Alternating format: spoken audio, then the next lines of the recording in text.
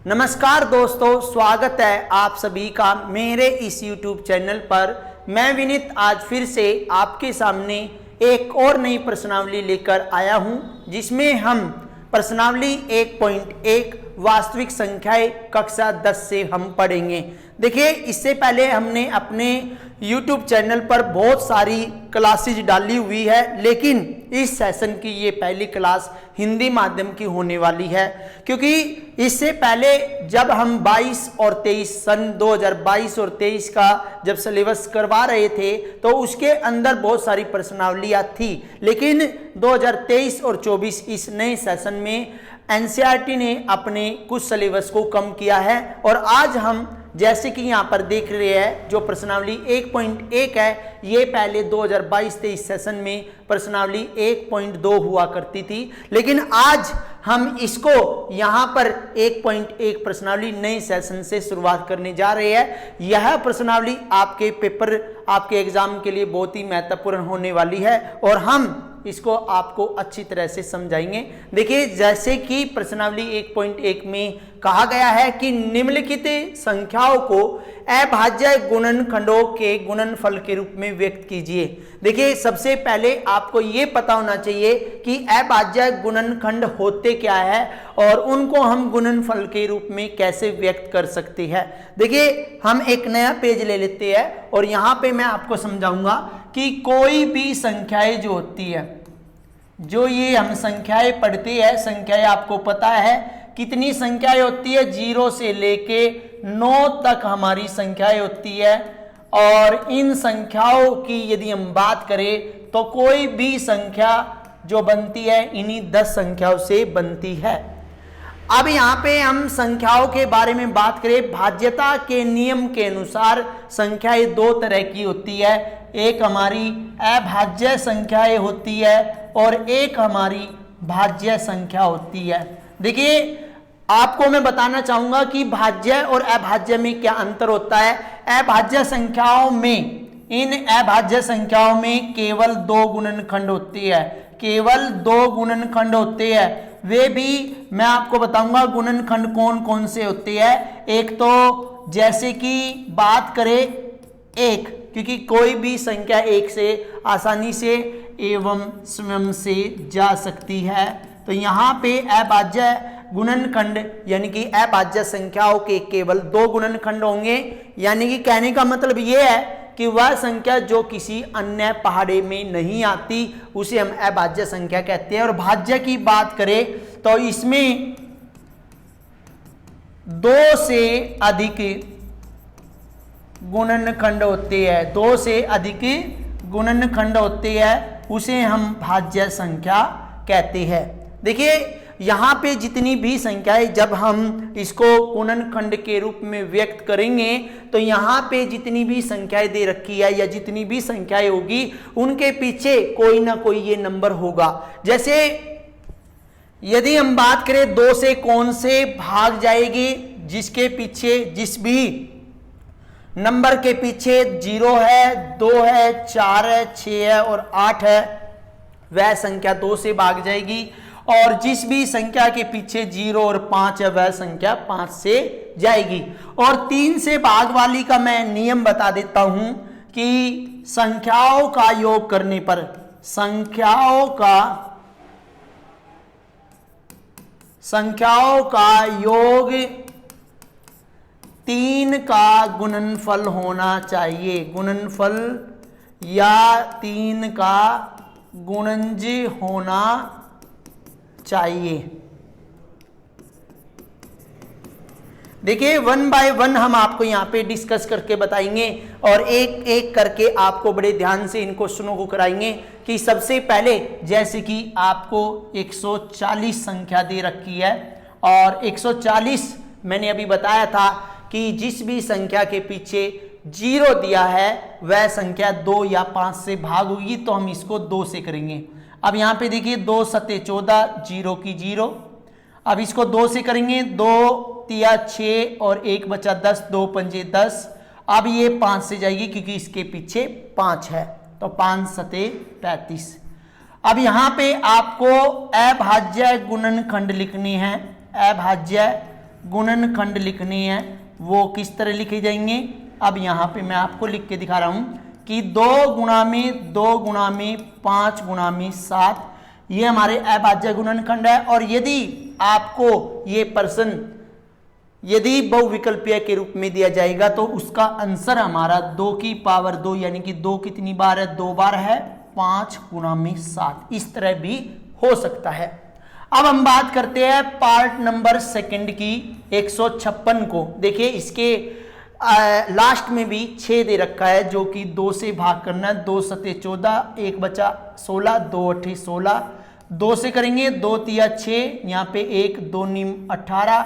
अब ये देखिए ना ये 2 से जाता ना 5 से, तो लेकिन अब हम इनका योग करके देखेंगे 9 और 3 12, तो ये 3 से आसानी से भाग जा सकता है। तो 3 एकम 3, 3 तिया 9, 13 एक अभाज्य संख्या है, वो हम यहाँ पे 13 से ही करेंगे। तो अभाज्य गुणनखंड कौन कौन से अभाज्य गुणनखंड है, 2 गुणा में 2 गुणा में 3 गुणा में 13। यदि हम इसको इस तरह लिखने लग जाए 2 की पावर 2, 3 और 13। अब मैं यहाँ पे एक बात बताना चाहूंगा कि सबसे पहले हमें ये भी पता होना चाहिए कि अभाज्य संख्याएं कौन कौन सी होती है। अभाज्य संख्याएं कौन कौन सी होती हैं। देखिए 2 एक सम अभाज्य संख्या है, जितनी भी इसके बाद अन्य अभाज्य संख्याएं आएगी वह विषम होगी। तो इसमें एक प्रश्न भी पूछ सकता है कि एक ऐसी सम अभाज्य संख्या बताइए, तो यहाँ पे 2 है। 2 3 5 7 11 13 17, इसके बाद 19 23 27 तो आता ही है, 29 31 37 41 43 और 47। तो यहाँ देखिए 1 2 3 4 5 6 7 8 9 10 11 12 13 14 15। यहाँ पे देखिए 1 से लेके 30 के बीच आपकी केवल 10, 1 2 3 4 5 6 7 8 9 10 अभाज्य संख्याएं होती है। कितनी होती है, 10 अभाज्य संख्याएं होती हैं। यदि हम 1 से 50 की बात करें तो 15 अभाज्य संख्याएं होती हैं। यदि हम 1 से 100 के बीच की बात करें तो 25 अभाज्य संख्याएं होती हैं। तो यहाँ पे ये भी प्रश्न पूछा जा सकता है 1 और 30 के बीच में कितनी अभाज्य संख्याएं होती है, तो 10 हो सकती है। 1 और 50 के बीच में कितनी अभाज्य संख्याएं हो सकती है, तो वो हमारी 15 होगी। और 1 से 100 के बीच कितनी अभाज्य संख्या होती है, वो हमारी 25 होगी। इसके बाद हम पार्ट नंबर 3 की बात करते हैं। पार्ट नंबर 3 में देखिए 38 25 है, 5 से ये भाग जाएगा, 5 सते 35, 3 हो गया 3 32, तो 5 6 30, 2 मिलके 25, 5 5 25। अभी इसके पीछे 5 है तो 5 से कर सकते हैं। देखिए ये इसकी पहचान है इसलिए हम 5 से कर रहे हैं, लेकिन ये हम इसको 3 से भी सोल्व कर सकते हैं। क्यों कर सकते हैं, 2 और 5 7 7 और 8 15, 3 18, ये 3 से भी भाग जा सकता है, लेकिन हमें पहचान देखकर सबसे पहले उसी से भाग कर दे जिससे कि आसानी हो जाए। 5 एकम 5, 2 बचेगा 26, 5 5 25, 1 बचेगा 15, 5 3 15। अब यहाँ पे देखिए यह संख्या ना तो 2 से भाग जाती और ना ही यह 5 से भाग जाती, तो 3 और 5 8 और 1 9, तो यह 9 जो है 3 का गुणन होगा, तो ये 3 से भाग जा सकती है जब हम संख्याओं को जोड़ते हैं। और यदि वह संख्या 3 का गुणन होती है तो वह 3 से आसानी से भाग हो सकती है। 3 पंजे 15, 3 एकम 3। अब यहाँ पे भी देखिए 3 से जाएगा 5 और 1 6, ये 6 जो है 3 का गुणन है, तो 3 से इसको करेंगे 3 एकम 3 और 2 बचेगा 21, 3 सते 21 और ये 17 है, 17 एकम 17। तो अभाज्य गुणनखंड की बात करते हैं। अभाज्य गुणनखंड की बात करें तो यहाँ पे 5 गुणा 5 गुणा 3 गुणा 3 गुणा 17 है। यदि हम इसको अलग तरीके से लिखे तो 5 की पावर 2, 3 की पावर 2 और यहाँ पे 17 होगा। इसके बाद यहाँ पे बात करते हैं हम पार्ट नंबर 4 की, 5005। ये 5 से करेंगे 5 एकम 5, 00 5 एकम 5। अब देखिए यह संख्या ना तो 2 से भाग जाती, ना यह 3 से जाती, ना यह 5 से जाती, तो हम इसको 7 से करके देखेंगे। 7 एकम 7, 3 बचेगा, 3 मिला के 0, 30 हो गया, 7 चौक 28, 2 बचेगा, 2 और 1 मिलके 21 हो गया।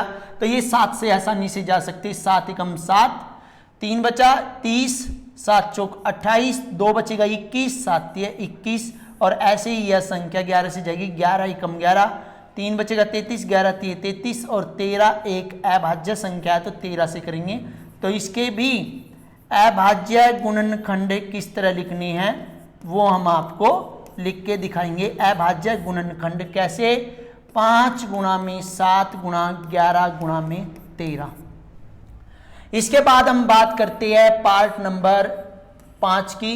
पार्ट नंबर 5 है हमारा ये, और इसको यदि हम 2 से 3 से 5 से 7 से 11 13 से करें तो यह किसी भी संख्या से आसानी से भाग पूरा भाग नहीं होता। तो यहाँ पे लेंगे 17, 17 चौके 68, 6 बचेगा, 2 मिलके 62 हो गया, 17 तिया 51, 11 बचेगा 119, और 17 सत्ते 119। अब यहाँ पे हम क्या करेंगे, इसको 19 से भाग करेंगे। 19 दूनी 38, 5 बचेगा 57, 19 तिया 57, और 23 एक अभाज्य संख्या है। तो यहाँ पे लिखेंगे अभाज्य गुणनखंड। अभाज्य गुणनखंड 17 गुणा में 19 गुणा में 23।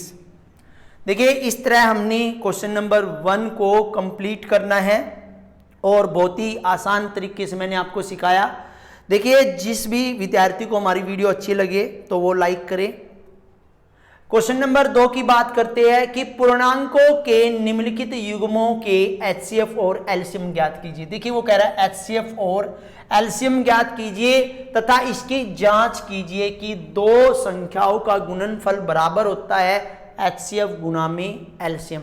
देखिए 2 संख्याएं यहां पे दे रखी है, एक दे रखी है 26 और एक आपको दे दी 91। इन संख्याओं का आपने क्या करना है, अभाज्य गुणनखंड विधि के द्वारा एचसीएफ और एलसीएम निकालना है। एचसीएफ और एलसीएम निकालने के बाद इनकी हमें जांच भी करनी है। देखिए 2 से करेंगे, 2 एकम 2, 2 तिया 6, 13 से करेंगे 13 एकम 13। अब यहाँ पे देखिए ये 7 से जाएगा, 7 एकम 7, यहाँ पे बचा 2, 21, 7 तिया 21, तो ये हो गया 13। अब यहाँ पे 26 को करें 2 गुणा में 13, और यहाँ पे 91 को करें 7 गुणा में 13। देखिए यदि 13 ऊपर होता 7 नीचे होता, 13 हम 13 के नीचे ही लगा लेंगे। और यदि हमें यहाँ पे एचसीएफ निकालना है तो हमें मैच करना पड़ेगा कि दोनों में कौन सा हायर कॉमन फैक्टर है, यानी कि यहाँ पे एचसीएफ की बात करें तो एचसीएफ हमारा कितना आ जाएगा, 13 आ जाएगा। एचसीएफ कितना आ जाएगा, 13 आ जाएगा। और यदि हमें एलसीएम निकालना पड़ जाए तो एलसीएम, क्योंकि 2 गुणा में 7 जो बचे हुए हैं और बचे हुओं में से एक, ये जो हमने जोड़ा लिया था उसमें से भी एक, तो इन दोनों तीनों की गुणा करने पर 182। अब हमें जांच करनी है, क्या करनी है, जांच। जांच में हम देख रहे हैं कि वो लिखा हुआ है एचसीएफ गुणा में एलसीएम बराबर 2 संख्याओं का गुणनफल।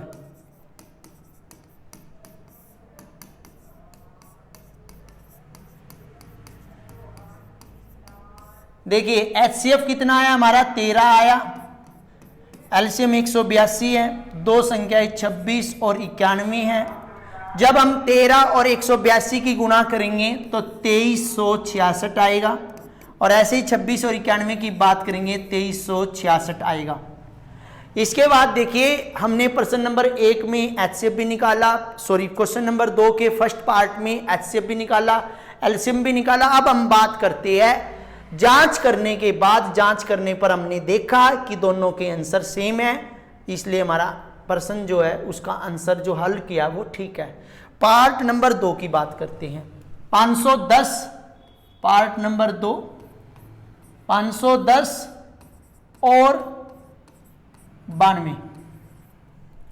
यहां पे देखिए 510 के हम टुकड़े करेंगे और 92 के हम टुकड़े करेंगे।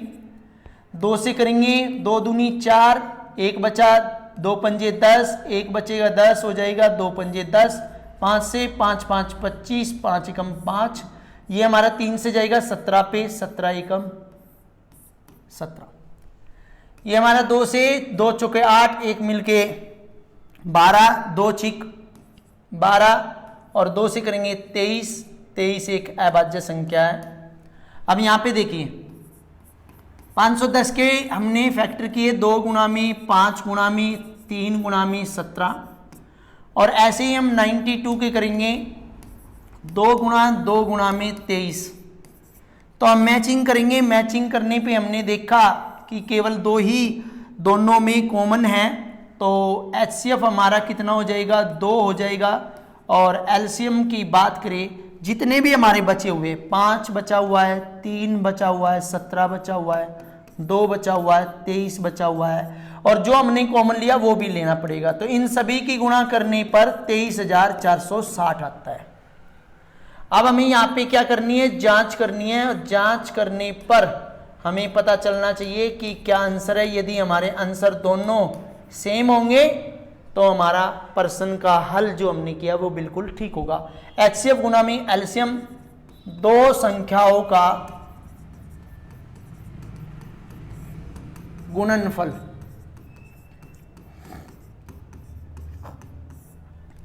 HCF की वैल्यू 2 है, एलसीएम की वैल्यू 23,460 है और 2 संख्याएं हमारे पास 510 और गुणा में 92। तो यहाँ पे आ जाएगा 23,920, यहाँ पे भी 23 यहाँ पे आ जाएगा 46,920 और यहाँ पे भी आ जाएगा 46,920। तो हमारे दोनों आंसर ठीक है और दोनों के आंसर सेम आ रहे हैं, तो इसलिए हमारा ये हल ठीक है। इसके बाद पार्ट नंबर 3 की बात करते हैं। पार्ट नंबर 3 जो दे रखा है वो हमारा 336 व 54 दे रखा है। तो इसका HCF भी निकालना है और LCM भी निकालना है। कैसे करेंगे, जैसे कि हमने इससे पहले वाले प्रश्नों को हल किया है वैसे ही इनको सोल्व करना है। देखिए 2 से, क्योंकि इसके पीछे 2 दे रखा, 2 एकम 2, 1 मिल के 13, 2 छिक 18, 1 मिल के 16, 2 अट्ठे 16, 2 से करेंगे 2 अट्ठे 16, 2 चौके 8, 2 से करेंगे 2 चौक 8, 2 दूनी 4, 2 से करेंगे 21 और 21 हमारा 3 के पारे में आता है 7 पे, 7 एकम 7। ऐसे हम 2 से करेंगे 27 हो जाएगा। 2 से तो ये जाएगा नहीं, 3 से करेंगे 3 निम 27, 3 से करेंगे 3 3 9, 3 एकम 3। तो यहाँ पे देखिए हमें 54 के टुकड़े 2 गुणा में 3 गुणा में 3 गुणा में 3 मिले और यहाँ पे 336 के टुकड़े 2 गुणा में 2 गुणा में 2 गुणा में 2 गुणा में 3 गुणा में 7। तो यहाँ पे मैचिंग देखते हैं। एक तो हमारी इस चीज़ की मैचिंग हो रही है, दूसरी हमारी 3 की मैचिंग हो रही है। तो यहाँ पे देखिए हमारा जो HCF होगा, वो हमारा 2 गुणा में 3 यानी कि 6 हो जाएगा। और एलसीएम की बात करते हैं तो 3 गुणा में 3 ऊपर लो में, यहाँ पे 2 3 बार है, 1 7 है और जो हमने कॉमन लिए इसमें से भी 1 और इसमें से भी 1, इन सभी के गुणा करने पर 3024 आया। अब हमें इनकी जांच करनी है। जांच में हमने क्या देखा, HCF गुणा में LCM बराबर 2 संख्याओं का गुणनफल, 2 संख्याओं का गुणनफल। HCF की वैल्यू की बात करें, HCF है हमारा 6 और LCM है 3024 और 2 संख्याएं 336 गुणा में 54। यदि हम इनकी गुणा करें 18,144 और इनकी भी गुणा करें 18,144। देखिए गुणा जो हम कर रहे हैं वो हमने पहले से ही कर ली है, आपको ये ध्यान रखना है कि ये हमारा आंसर ठीक है। इसके बाद प्रश्न नंबर 3 की बात करते हैं। अभाज्य गुणनखंड विधि द्वारा निम्नलिखित पूर्णांकों के HCF और एलसीएम, केवल HCF और एलसीएम ज्ञात करने हैं। यहां पे कोई जांच नहीं करनी है। देखिए 12, 15 और 21। 12 को 2 से करेंगे 6 आएगा, 2 से करेंगे 3 आएगा, 3 एकम 3, 3 से करेंगे 3 पंजे 15, 5 एकम 5, 3 से करेंगे 3 सते 21, 7 एकम 7। 12 के टुकड़े 2, 2 गुणा में 2 गुणा में 3। 15 के टुकड़े यदि हम बात करें 3 तो 3 के सामने लिखेंगे 5, और 21 की बात करें तो 3 3 के सामने 7। तो हमें HCF निकालना है, और HCF में क्या करते हैं हम, मैच करके देखते हैं जिसमें जोड़े बनेंगे। अब यहाँ पे 3 के जोड़ों में से एक लेना है, हमने सिलेक्ट करना है। HCF हमारा कितना आ जाएगा 3, और एलसीएम की बात करें तो 2 गुणा 2 गुणा 5 गुणा में 7 गुणा में 3, तो 2 दूनी 4 पंजे 20, 7 140 या 420 आ जाएगा। इसी तरह में इसकी 17 से 23 से, और तीसरा दे रखा 29, तो 17 एकम 17, 23 एकम 23, और 29 भी एक अभाज्य संख्या है, इसलिए अभाज्य संख्याओं से ही भाग जाएंगे। अब हमें इनके टुकड़े लिखने हैं। 17 का 17 हो जाएगा, 23 का हमारा 23 ही हो जाएगा, और 29 का हमारा 29 हो जाएगा। तो जहाँ पे कोई भी कॉमन नहीं होता वहाँ पे HCF 1 होता है, और एलसीएम की बात करें तो 17 गुणा 23 गुणा में 29, इसका आंसर होगा 11, 33, 9। यहाँ पे 2% मैं आपको बताऊंगा कि 2 या 3 अभाज्य संख्याओं का HCF हमेशा 1 होता है। देखिए कितनी भी अभाज्य संख्याएं आ जाए उनका HCF 1 होगा, और यदि हम उनके एलसीएम की बात करें तो उसका जो एलसीएम होगा जो आपकी संख्याएं है, संख्याओं का गुणनफल होता है। तो ये हमने यहाँ पे देख लिया। इसके बाद पार्ट नंबर 3 में 8 दे रखा है, 9 दे रखा है, और 25 दे रखा है। 8 देखिए 2 से जाएगा, 4 पे 2 से, 2 पे 2 एकम 2, 9 जो है 3 से जाएगा, 3 एकम 3, 3 से करेंगे 3 3 9, 3 से करेंगे 3 एकम 3, 5 से 5 एकम 5, जैसे 5 से करेंगे 25, और 5 से करेंगे तो 1 आ जाएगा। तो यहाँ पे देखिए 8 के टुकड़े 2 गुणा 2 गुणा 2, 9 के टुकड़े 3 गुणा 3, और 25 के टुकड़े की बात करें 5 गुणा 5। तो यहाँ पे देखिए HCF जो होगा, यहाँ पे कोई भी कॉमन नहीं है, तो HCF ये 1 है।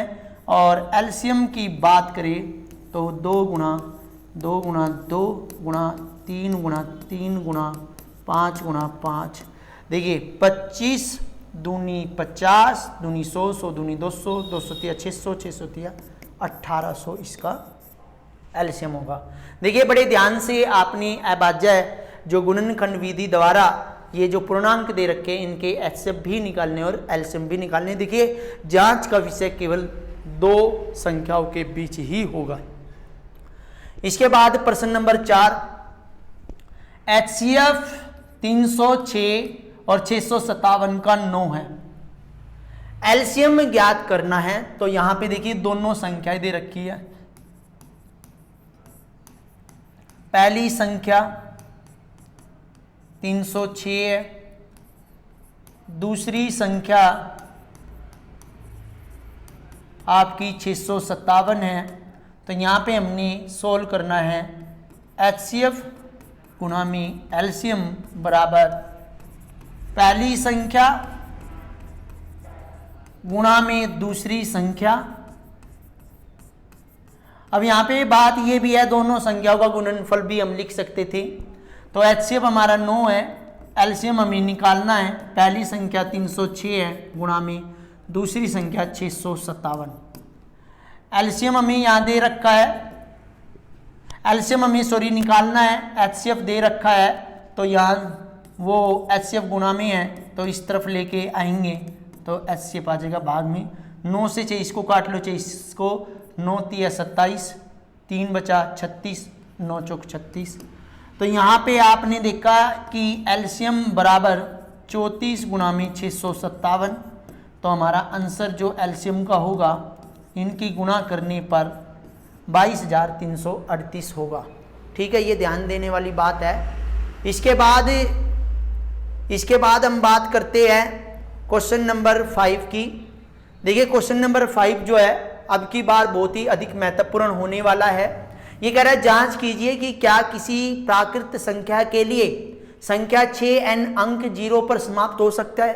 देखिए 6n का मतलब है 6 की पावर 1 ले ली 6 की पावर 2 ले ली हमारी 36 होगी, 6 की पावर 3 ले ली 216 होगी। क्या इनका अंत में शून्य आ सकता है, यानी कि इनका जो अंतिम संख्या है वो क्या शून्य पर समाप्त होगी। यहाँ देखने पर तो पता चल रहा है नहीं होगी, लेकिन आपको मैं बताऊंगा जिसके पीछे शून्य होता है उसके टुकड़े 2 और 5 यानी कि 5। यहाँ पे 20 तो 2 गुणा में 5 तो इसकी संख्या 5। तो कहने का मतलब ये है कि कम से कम एक अभाज्य संख्या आपकी 5 होनी जरूरी है। देखिए कैसे करना है। सबसे पहले हम ये यहां लिखेंगे यदि किसी संख्या n के लिए, देखिए 6n यहां लिखेंगे संख्या 6n यहां पे हम लिखेंगे संख्या 6n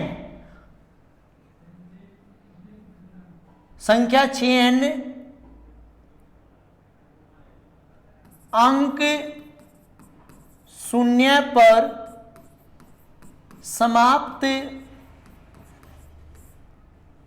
होगी तो वह संख्या 5 से विभाज्य होगी। देखिए ये कहना ये चाह रहा है यदि कोई संख्या 0 अंक पर समाप्त होती है तो वह संख्या 5 से विभाज्य होगी।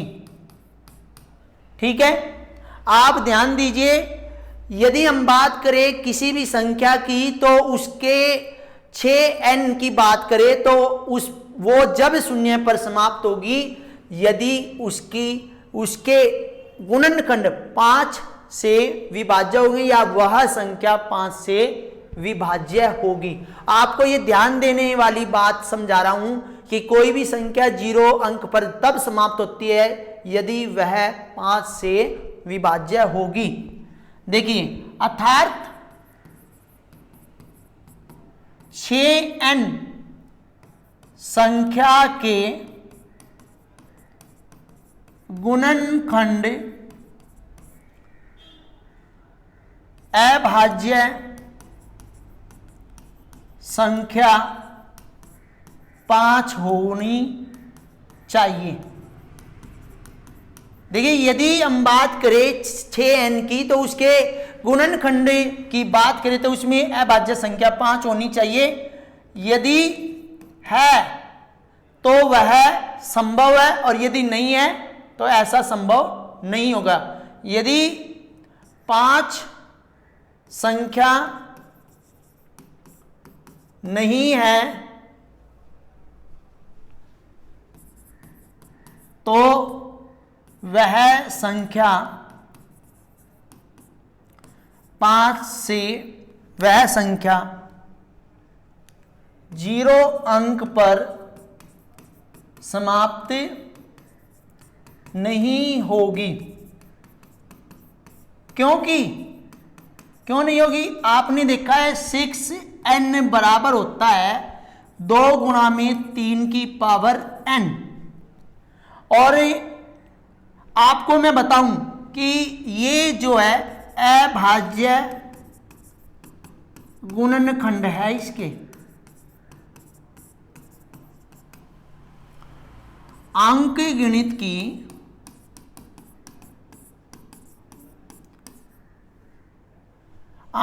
की प्रमेय। देखिए अंकगणित के अंदर एक प्रमेय है आधारभूत प्रमेय उसको बोलते हैं अंकगणित की आधारभूत प्रमेय यह निश्चित कराती है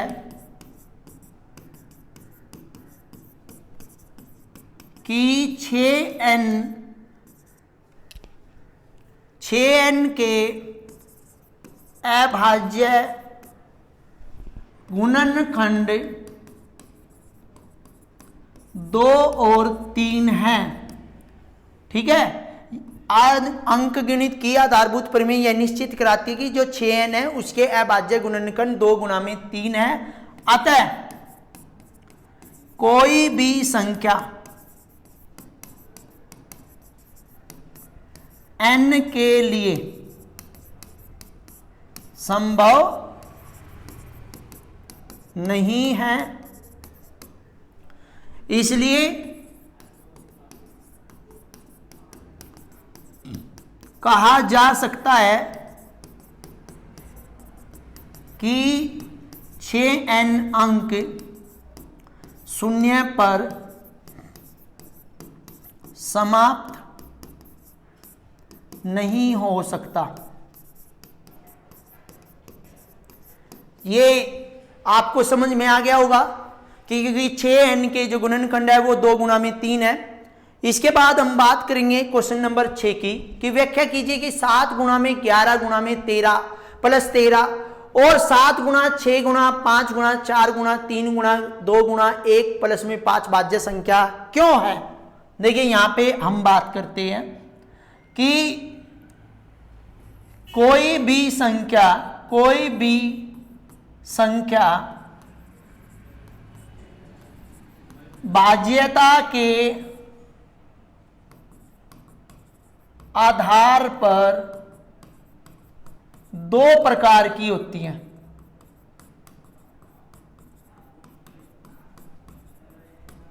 पहली आपकी है अभाज्य संख्या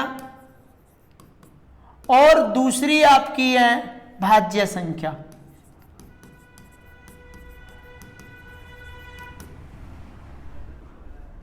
अभाज्य संख्या की बात करें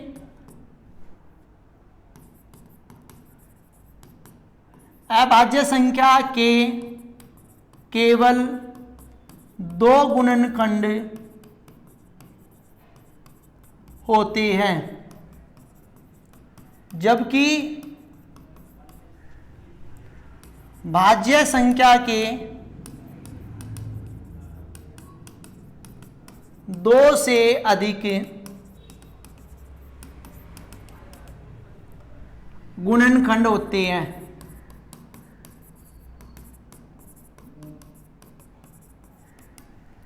तो यहां पे हम लेंगे पार्ट ए को 7 गुणा में 11 गुणा में 13 प्लस में 13।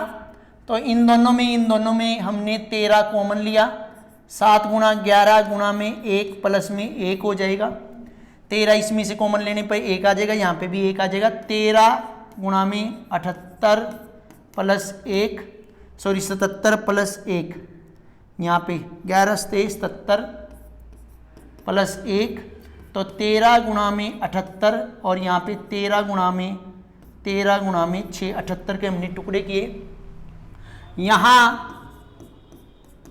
इस संख्या के 2 से अधिक गुणनखंड है, इसलिए यह संख्या भाज्य संख्या होगी।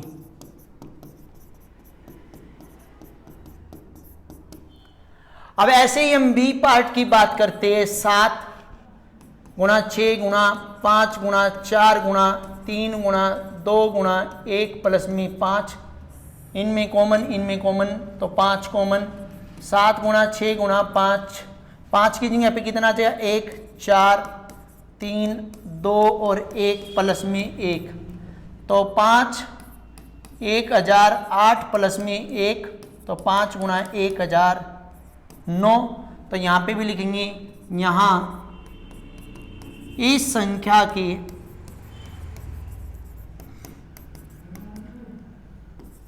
दो से अधिक गुणनखंड है, अतः यह संख्या भाज्य संख्या है।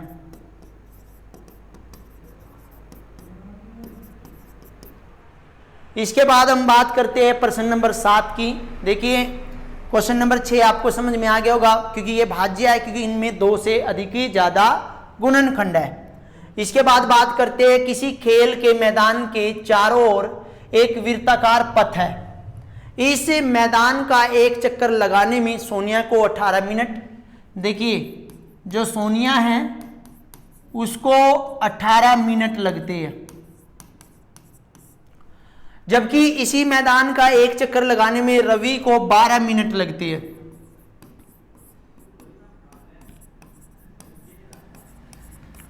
रवि को 12 मिनट लगते हैं। मान लीजिए वे दोनों एक स्थान पर एक ही समय पर चलना प्रारंभ करके एक ही दिशा में चलते, तो कितने समय बाद वे पुनः प्रारंभिक स्थान पर मिलेंगे।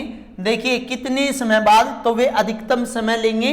तो यहां पे हम बात करते हैं 12 का एलसीएम, क्योंकि अधिकतम के लिए हम क्या निकालेंगे, सॉरी कितने समय बाद वे पुनः, यानी कि वे कम से कम समय में मिलेंगे। तो कम से कम समय के लिए हमें क्या निकालना होता है, एलसीएम निकालना होता है। 2 से करेंगे 6, 2 से 3, 3 से 1, 2 से 9, 3 से 3, 3 से 1।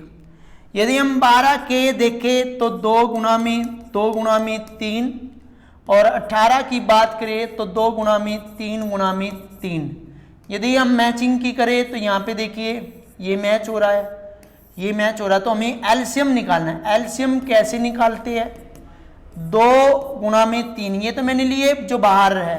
अब इनमें से 1 और इसमें से भी 1, तो गुणा करने पर 36, तो 36 मिनट में वे मिलेंगे। देखिए हमने इस एक्सरसाइज को वैसे तो पिछले साल भी कराया था, लेकिन अब से हम नए स्टार्टिंग पॉइंट से नए सेशन के लिए करा रहे हैं। देखिए जिस भी स्टूडेंट को हमारी वीडियो अच्छी लगे वो हमारी वीडियो को लाइक करे, शेयर करे, ज़्यादा से ज़्यादा स्टूडेंटों में शेयर करे, और जो भी हमारे चैनल पर नए हैं वह हमारे चैनल को सब्सक्राइब कर ले, लाइक करे, शेयर करे, कमेंट करे, और हाँ बेल आइकन को दबाना ना भूले, जिससे कि कोई भी यदि हम अपनी वीडियो डालते हैं तो सबसे पहले नोटिफिकेशन आपको मिलेगा। धन्यवाद।